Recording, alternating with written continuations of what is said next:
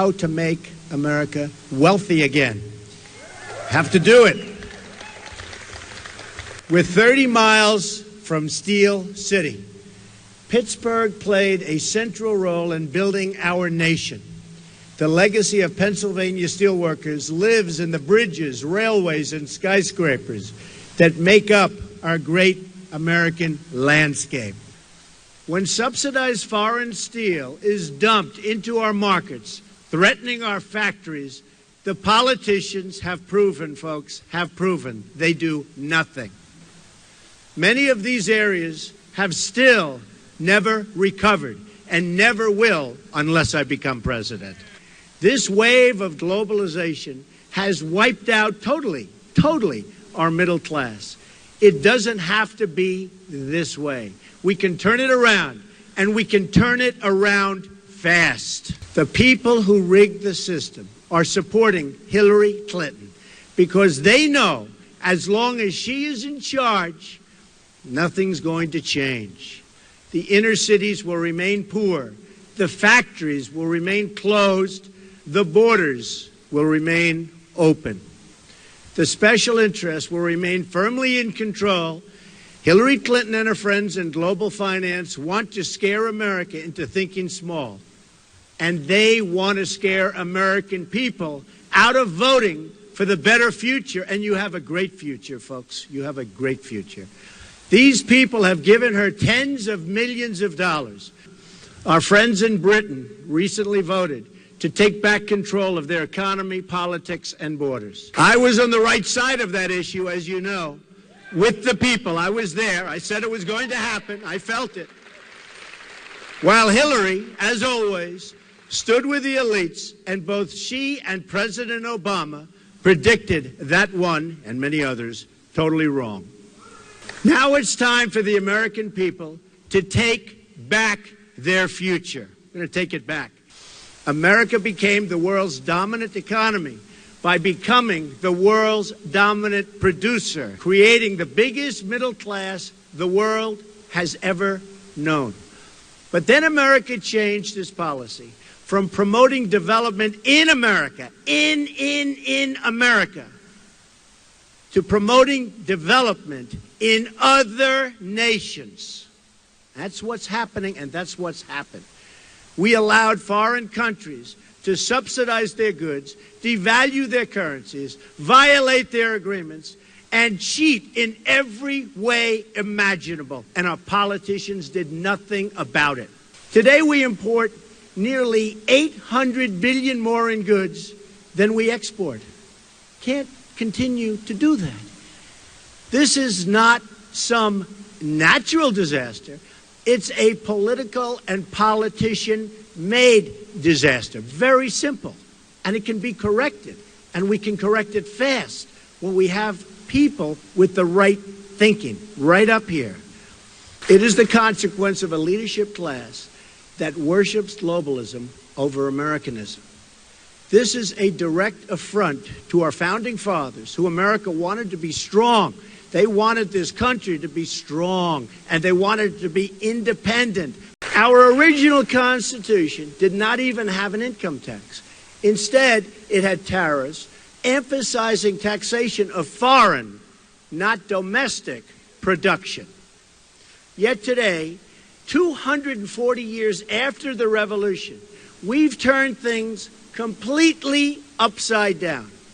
We tax and regulate and restrict our companies to death, and then we allow foreign countries that cheat to export their goods to us tax-free. How stupid is this?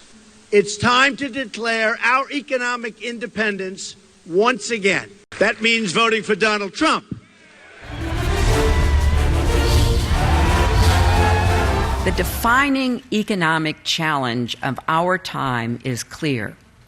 We must raise incomes for hardworking Americans so they can afford a middle-class life. We must drive strong and steady income growth that lifts up families and lifts up our country. I'll also push for broader business tax reform to spur investment in America, closing those loopholes that reward companies for sending jobs and profits overseas. And I know it's not always how we think about this, but another engine of strong growth should be comprehensive immigration reform. It's time to recognize that quality, affordable childcare is not a luxury, it's a growth strategy.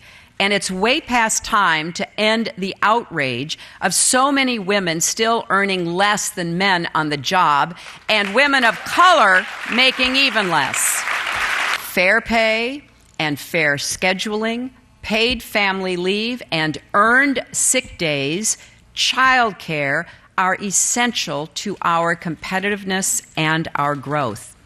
And we can do this in a way that doesn't impose unfair burdens on businesses, especially small businesses. As president, I'll fight to put families first, just like I have my entire career. I'll crack down on bosses who exploit employees by misclassifying them as contractors or even steal their wages. I'll protect the Affordable Care Act and build on it to lower out-of-pocket health care costs. We need new ideas as well, and one that I believe in and will fight for is profit sharing. Hard-working Americans deserve to benefit from the record corporate earnings they help produce. So I will propose ways to encourage companies to share profits with their employees. First, hardworking families need and deserve tax relief and simplification. Second, those at the top have to pay their fair share. That's why I support the Buffett rule, which makes sure that millionaires don't pay lower rates than their secretaries. Trade has been a major driver of the economy over recent decades, but it has also contributed to hollowing out our manufacturing base and many hardworking communities. So we do need to set a high bar for trade agreements. We should support them if they create jobs, raise wages, and advance our national security. And we should be prepared to walk away if they don't. I'm committed to seeing every 4-year-old in America have access to high-quality preschool in the next 10 years. In an age of technological change, we need to provide pathways to get skills and credentials for new occupations and create online platforms to connect workers to jobs. There are exciting efforts underway, and I want to support and scale the ones that show results. I will appoint and empower regulators who understand that too big to fail is still too big a problem.